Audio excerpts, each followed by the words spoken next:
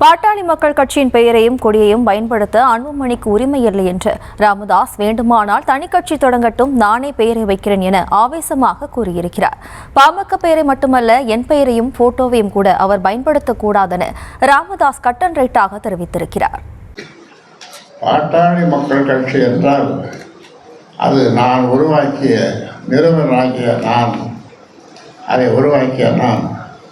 வேறு ஒருத்தர் அந்த பேரை சொல்கிறதுக்கோ அந்த கொடியை பயன்படுத்துவதற்கோ உரிமை கிடையாது.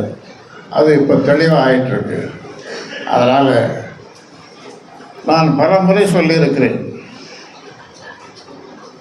என்னுடைய பெரிய மகள் ஸ்ரீகாந்தி வீட்டிலேயே நான் சொல்லியிருக்கேன், எங்கேயும் சொல்லியிருக்கேன்.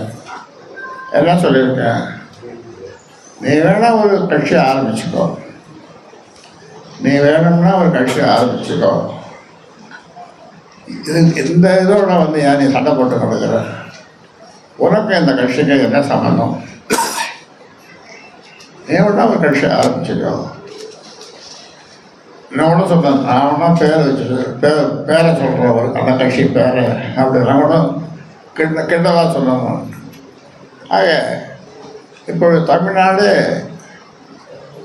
என்ன ஒரு ஆச்சரியமாக பார்க்குது. எப்படின்னா, அப்பனுக்கும் பிள்ளைக்கும் இப்படிப்பட்ட ஒரு பிரச்சனை வந்திருக்கக்கூடாது. அவர் எந்த பதவிக்கும் போகாத நிறுவனராக தலைவராக கட்சியை வழிநடத்தி வந்திருக்கிறார். இத்தனை வருஷமா, 46 வருஷமா. ஏன் அவர் எப்படிப்பட்ட தலைவர்? அவர் ராமதாஸ்